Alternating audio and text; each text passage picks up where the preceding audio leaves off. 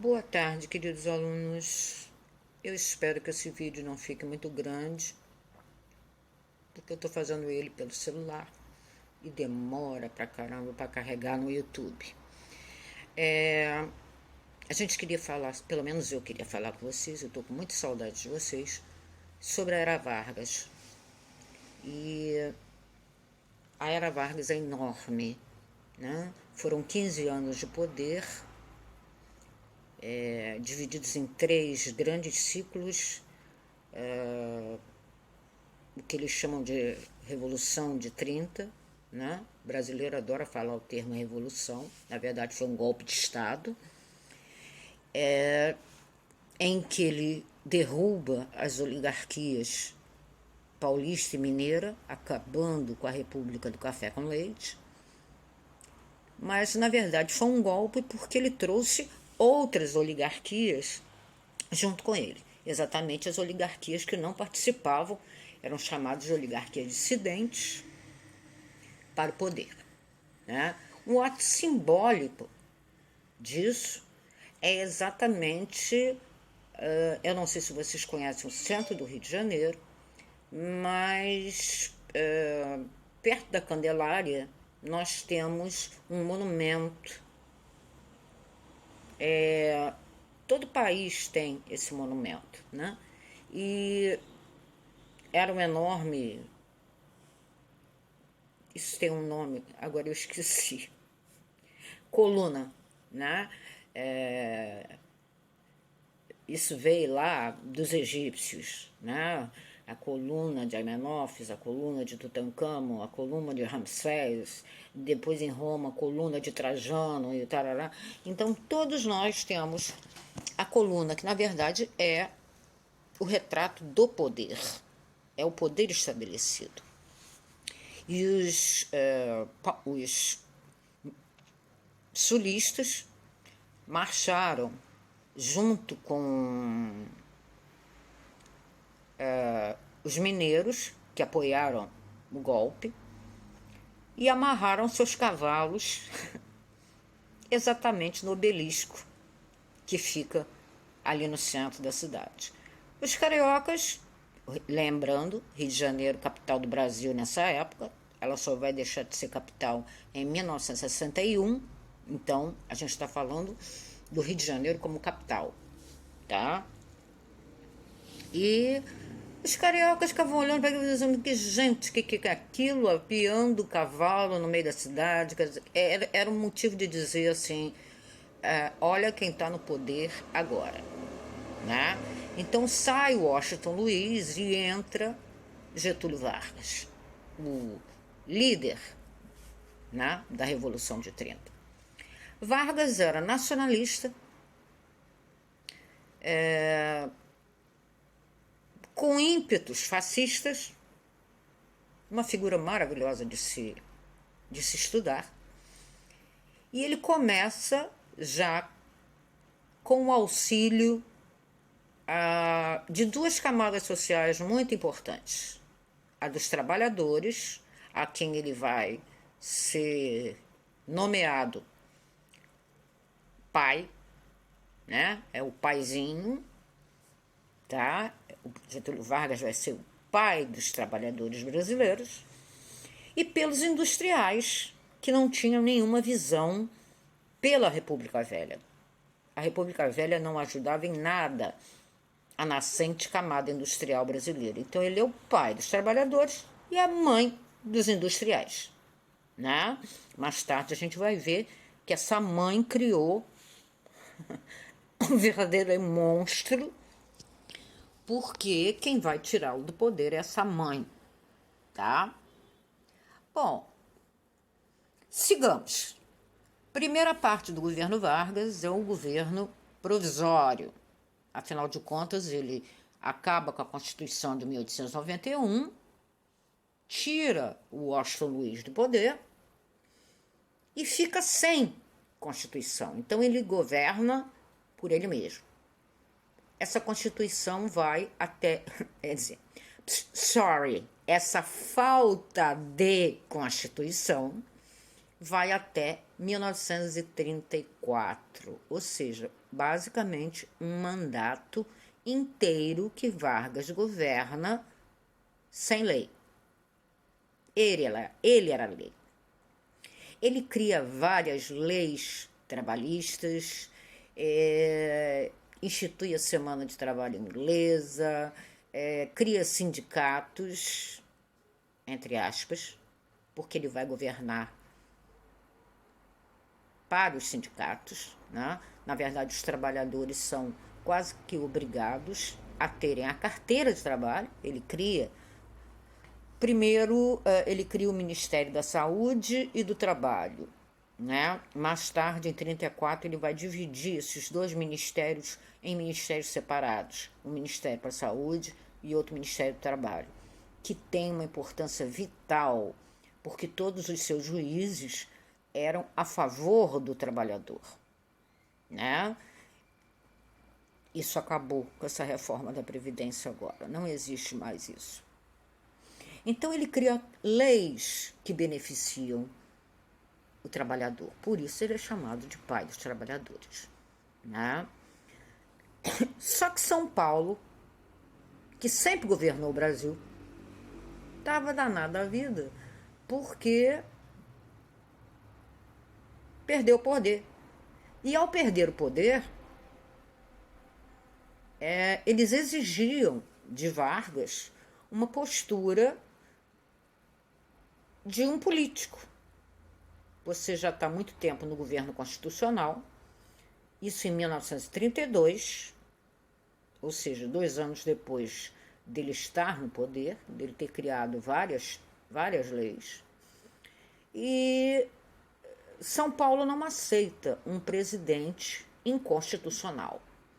Então, em 1932, eles fazem um levante, realmente um levante muito sério. Basicamente, a cidade de São Paulo ficou sitiada, né? Que é a Constitucionalista Paulista, tá? Depois da morte de 4 estudantes, eu nunca esqueci essa sigla, MMDC, Marcos Martins, Drauzio, Camargo, o nome dos 4 estudantes que morreram pelas tropas federais mandadas por Vargas, e deu origem à sigla do movimento, MMDC, que os paulistas vão utilizar para se revoltar contra o governo federal. Enquanto Vargas não sair do poder ou não criar condições de absorver um Estado autônomo, liberal e democrático, São Paulo não aceita. Foi uma briga danada, basicamente foi uma mini-guerra, né, interna, foi uma guerra civil. São Paulo ganhou.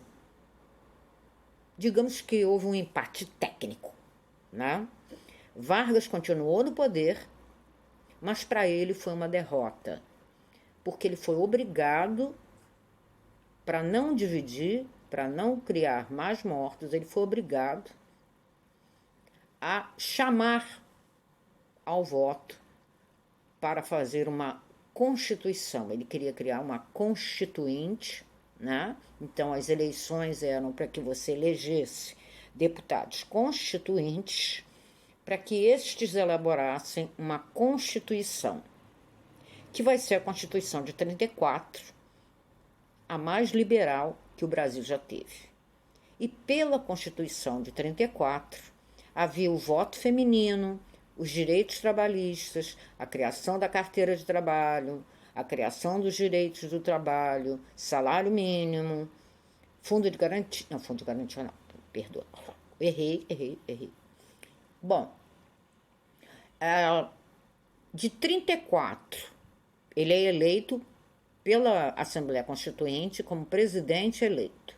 De 1934 a 1937, a gente tem o período constitucional, onde ele governa e já fechando o sistema, porque ele cria vários órgãos de observação, de inteligência, né? Para saber exatamente quem era e quem não era a favor do governo dele.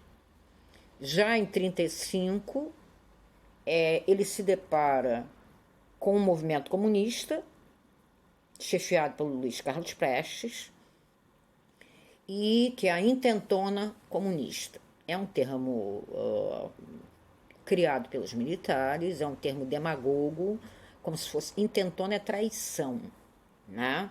Na verdade, foi um movimento que nem chegou a acontecer, porque o Luiz Carlos Prestes achava que alguns membros do exército seriam empáticos bastante para retirar Vargas do poder e implantar uma igualdade social no Brasil. Doido.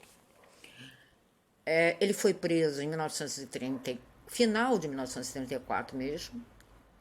Ele e a Olga, que foi a mulher dele, foram presos. Ele foi mandado para Ilha Grande, aonde fica até 1945. Imagine em quais condições. Quem já foi a Ilha Grande e visitou o presídio sabe como aquilo era. Graciliano Ramos, grande escritor brasileiro, que também era crítico de Vargas, foi mandado para lá. E Olga, por ser judia, estar aqui no Brasil como estrangeira, né? Não tinha passe. E comunista, ela vai ser mandada, estamos em 1934, 35, enquanto isso, a Europa está se preparando para a Segunda Guerra. Hitler já está no poder, Mussolini já está no poder, os pogroms, que eram programas de extermínio de judeus e de trabalho escravo, já estavam em funcionamento. A perseguição aos judeus e comunistas já estavam lá, e o Hitler manda esse presente para o Führer, Olga Benário. Olga estava grávida de 7 meses do Luiz Carlos Prestes. Ela não sabia qual seria o fim daquela criança. Ela foi parar no campo de concentração de Auschwitz-Birkenau. É um campo de é o maior dos campos de concentração nazista. E basicamente ela sabia que ia morrer, mas ela queria pelo menos salvar a criança. A mãe do Prestes, né, Dona Anita Prestes, tentou de todas as maneiras salvar a vida da Olga, já que ele estava preso. Foi à Corte Internacional, foi à Haia, né, na Suíça, tentando. Chegou a conversar com o próprio Himmler, que era basicamente segundo em comando, nada. Quando Olga deu à luz, a coisa do campo de concentração, as leis diziam: enquanto a mãe amamentar, a criança pode ficar com o filho. Olga tentou de tudo. Ela amamentou até 1 ano e 8 meses. Depois o leite secou e um belo dia tiraram a filha dela dos braços dela, não falaram nada, absolutamente nada, e Olga sabia que ou a garota ia morrer, né, num dos programas eugenistas do Hitler, ou seria dada para adoção por famílias nazistas e provavelmente cresceria com pensamento nazista. Ela não sabia que a garota estava sendo entregue para a Dona Anita Prestes, a avó. Né? Ela morreu sem saber o destino da mãe dela, da filha dela. A Anita é hoje professora, já deve estar aposentada, porque ela é bem velhinha. Ela foi professora da USP, ela foi professora da UF, basicamente de história, óbvio, né? Aquela história que ela viveu, aquela história que era dela, né? E sigamos com Vargas, que de 34 a 37 começou a fazer um fechamento do sistema, mas ao mesmo tempo dando aos trabalhadores direitos que eles nunca tiveram. A visão do trabalhador era: eu prefiro liberdade de falar, liberdade de imprensa, liberdade de me expressar, ou eu prefiro a comida na mesa, o direito de estudar, o direito de ter uma assistência médica. O que eu vou escolher? É óbvio que o trabalhador ficou com a segunda opção, né? Mesmo sabendo que ele iria ficar sem liberdade. Em 1937, Vargas dá um golpe, da noite para o dia, né? Ele era doido, aquele cara. Faz uma outra Constituição, ele ainda diz assim, de Constituição eu entendo, já acabei com duas, posso fazer outra.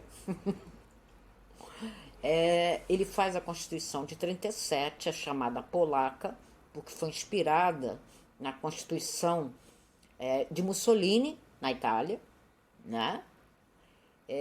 Que ao mesmo tempo fecha o sistema politicamente, mas abre o sistema economicamente. Ele não era doido, ele não ia entrar em guerra com ninguém, ele estava querendo ficar, aliás, ele queria ficar o mais neutro possível, mas ele ia perseguir toda e qualquer oposição.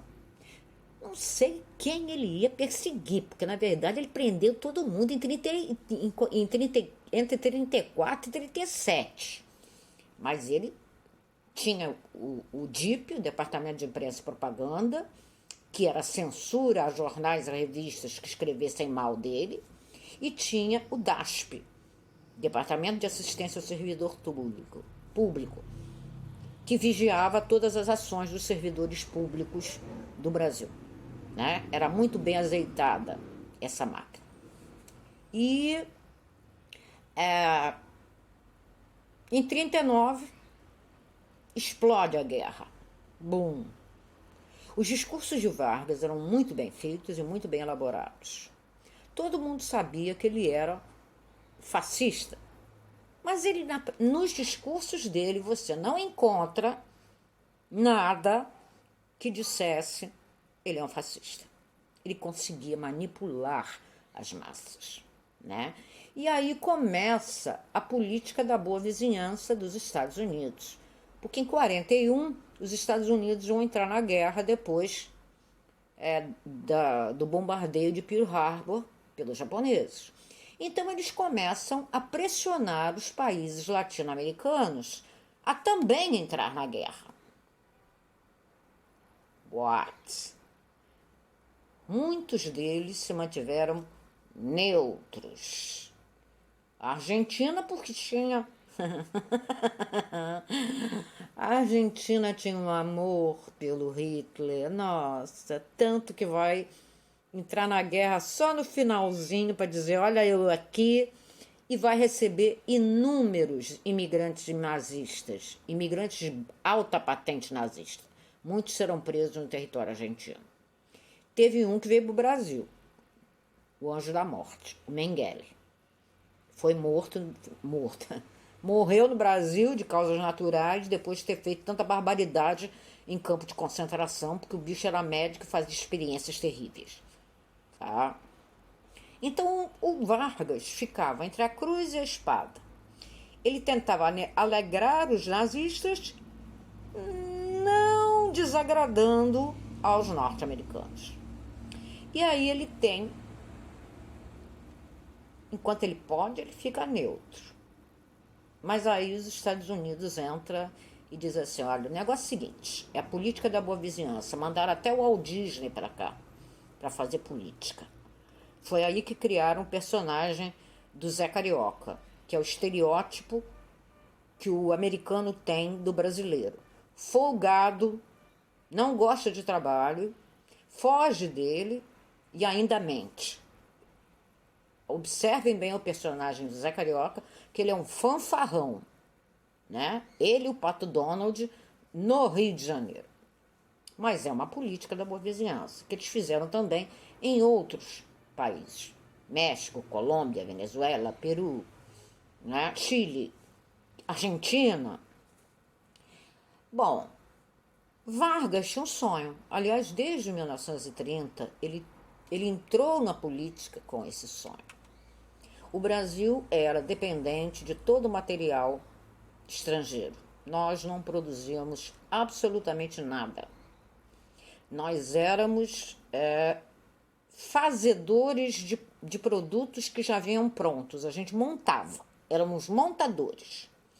Vargas queria criar uma indústria que pudesse competir com outras indústrias. Para isso, ele precisava da base industrial, que é a indústria de base, siderúrgica e metalúrgica. Então, ele nacionaliza as riquezas do solo, todos os minerais, inclusive o petróleo, que só vão poder ser extraídos por indústrias brasileiras, que ele vai criar, as estatais. Como? Din-din brasileiro não tinha, nem ele. Então ele não podia se dar o luxo de se indispor com os Estados Unidos. Eles fazem um acordo. Vargas era bom de acordo. Os Estados Unidos queriam uma base militar, se vocês puderem lembrar do mapa, Estados Unidos, Caribe, norte do Brasil, Europa. Então, os Estados Unidos queriam uma base militar no Brasil para daqui seguir para a Europa. É Natal, né? Bem na linha do Equador, primeira a nascer do sol. E aí o Vargas pensa e diz assim, olha só, eu cedo o território que vocês querem para vocês fazerem sua base naval e aérea em Natal. Porém, em troca, eu preciso de financiamento para a construção da usina siderúrgica que eu preciso. A CSN, a Companhia Siderúrgica Nacional de Volta Redonda, que vai ser a base da construção da indústria brasileira. Ele só vai inaugurar a CSN no segundo governo dele. Ele só vai inaugurar a Petrobras no segundo governo dele. Ele só vai inaugurar os bancos estaduais no segundo governo dele. Ele só vai inaugurar esqueci o nome, gente. A Vale do Rio Doce no segundo governo dele, tá? Quando acaba a guerra em 1939, os pracinhas voltam e aí fica. But, como nós entramos na guerra defendendo a democracia, tendo um presidente autoritário, nós não tínhamos liberdade. Como é que a gente entra na guerra ao lado da democracia e da liberdade? Defendendo isso que nós não temos. E começa a pressão pública. O Vargas, aos poucos, vai liberando, né? Solta vários presos políticos, indulta. Mas em 1939, ele realmente, quando acaba a guerra, ele percebe ou ele sai por bem ou tiram ele por mal. Então ele renuncia ao poder no seu terceiro mandato e elegem por voto livre e obrigatório. Aliás, as mulheres começam a votar em 1934, com Vargas no poder, vão eleger Juscelino Kubitschek. Não, Kubitschek não. Tô errada, gente. Maluco. Dutra. Eurico Dutra. Não fede nem cheira, porque no governo dela não aconteceu nada. Por isso que eu esqueci dele. O Eurico Dutra era exatamente aquilo que Vargas queria, para que o povo verificasse quem era o pai dos pobres. Porque ele vai voltar em 1950, depois do governo Dutra. Porque o Dutra fez tanta porcaria, mas ele também fez uma coisa que vai fazer com que Vargas depois caia no poder. mas isso é história para outro vídeo. Beijos amados, espero que vocês tenham perdoado a tremura nas mãos.